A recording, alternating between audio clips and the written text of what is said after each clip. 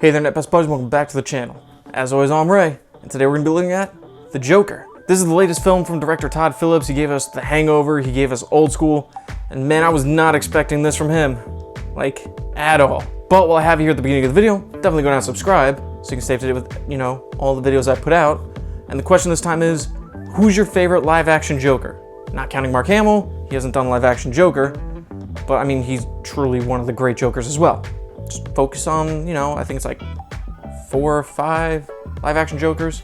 Cesar Romero was cool for the campy factor that, was needed for that time period.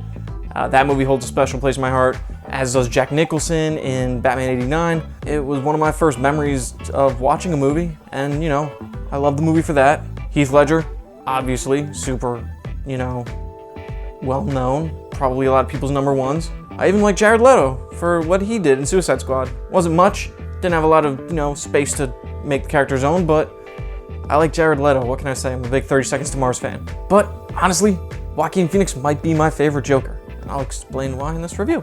It's a story of how one of Batman's most iconic villains came to be. Don't really know if you needed me to explain that to you because it's literally the title of the movie. I absolutely adore this movie, like just straight up. And pretty impressive that the last movie I saw was Ad Astra, and I adored that one too, so we're on a pretty good streak. Joaquin Phoenix is absolutely incredible as Arthur Fleck Joaquin Phoenix is absolutely incredible as Arthur Fleck / the Joker. His transformation from mentally ill, failing comedian to one of the most iconic villains of all time was so good.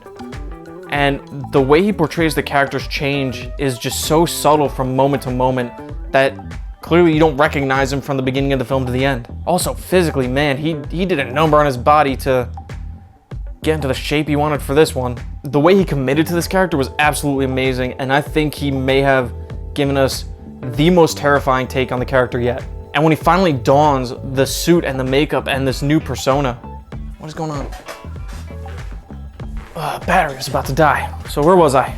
And when he finally dons the suit and the makeup to portray this new persona that's given him so much confidence in the film, it's mesmerizing, especially the scenes where it shows how his actions have influenced this citywide riot. It's insane. I feel like the best way to describe this movie is standing on a beach and seeing off in the distance this massive thunder lightning storm that's clearly going to come and hit where you are. You know the monster that this character is destined to become, and you really don't want him to become that, like, throughout the entire movie. You're really rooting for him to stay a good person, but you know it's inevitably coming. The film touches on some really important topics, such as mental health, the dangers of great class divides, and how society, in some areas, leaves behind and doesn't really help those that need it most.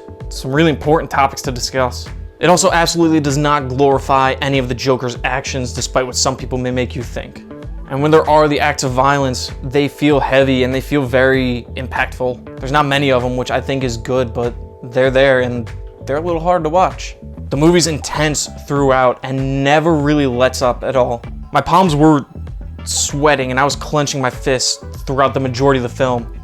And you may think, Ray, are you gonna make another mom spaghetti joke because your palms are sweaty? No, that's tacky. I'm not gonna do that 2 videos in a row. The score of the movie, especially the theme for Arthur Fleck and the Joker, when he's doing his more menacing things on screen, was so unnerving and so good. Now, there were a few elements that at first you feel are very rushed.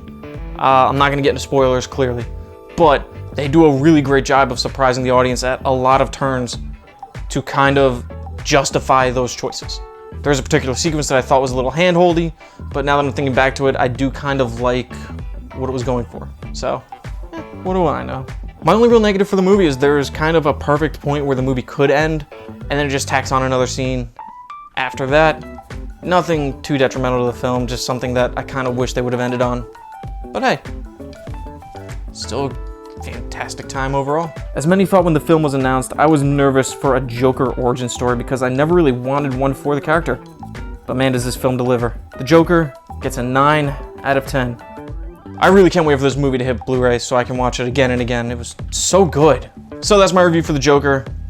Like I've said how many times up to this point, I love this movie. It's incredible. You should absolutely go and see it in theaters. As always, thanks for watching the video. It means great to continue to watch the videos that I do put out. As I mentioned in the beginning, definitely go down and subscribe so you can stay up to date with all the videos that I do put out. Give the video a like, share with a movie-loving friend, and let me know down in the comments down here which of the live-action Jokers was your favorite. Thanks for watching, everybody. See ya.